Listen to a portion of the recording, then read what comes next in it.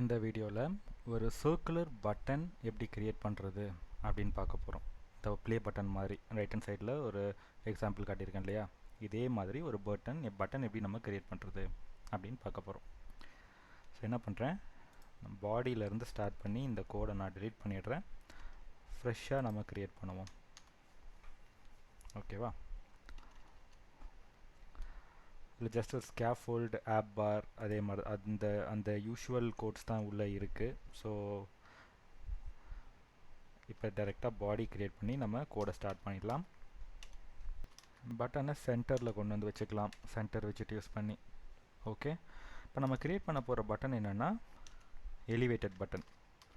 So ஒரு சைல்டில் elevated button create பண்ணிக்கலாம். இதுக்கு ஆன் ப்ரெஸ்ட் அண்ட் சைல்டு இந்த ரெண்டுமே நமக்கு பேராமீட்டராக க்ரியேட் ஆகும். இப்போ இந்த ஆன் ப்ரெஸ்ட்டில் இப்போதைக்கு open square bracket and close curly பிரேஸை கொடுத்துட்டு இப்போதைக்கு இதை வந்து நல் பண்ணி வச்சுக்க போகிறோம். அடுத்தது சைல்டில் என்ன பண்ண போகிறோம் அப்படின்னா ஐகான் ஆட் பண்ண போகிறோம். ஓகேவா? ஐகான்ஸ்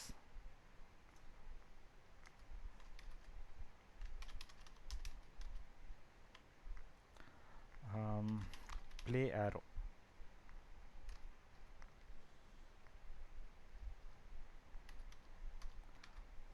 ப்ளே ஆரோ. ஓகே, ஸோ இதை சேவ் பண்ணி பார்க்கலாம்.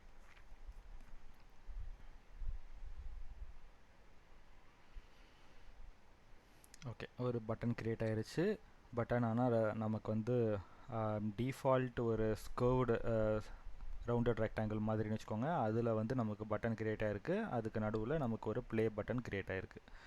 ஸோ ஃபஸ்ட்டு இந்த பட்டனுடைய அவுட்டர் ஷேப்பை நம்ம வந்து சேஞ்ச் பண்ண போகிறோம். அடுத்தது இந்த ப்ளே பட்டனுடைய கலர் அண்ட் சைஸை வந்து நம்ம கஸ்டமைஸ் பண்ணிக்கலாம். இப்போ என்ன பண்ணலாம்னா இந்த எலிவேட்டட் பட்டனுக்கு போயிட்டு அதனுடைய டெக்கரேஷன் பார்ட்டை பார்க்க போகிறோம். இப்போ இந்த ஆன் ப்ரெஸ்ட் ஈவெண்ட்டுக்கு கீழே இதோடைய ஸ்டைல் க்ரியேட் பண்ண போகிறோம் நம்மளோட எலிவேட்டட் பட்டனுக்கு. இப்போ இந்த ஸ்டைலில் எலிவேட்டட் பட்டன் இதை ரிமூவ் பண்ணிக்கலாம். Dot style form.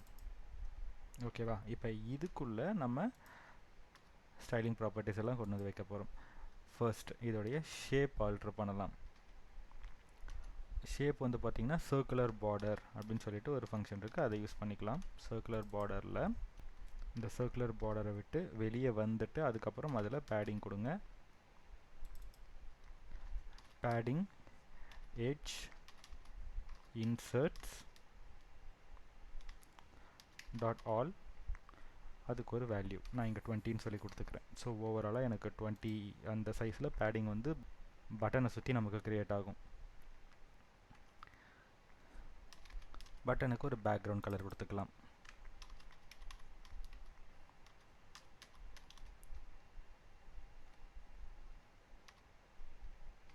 சேவ் பண்ணி பார்ப்போம்.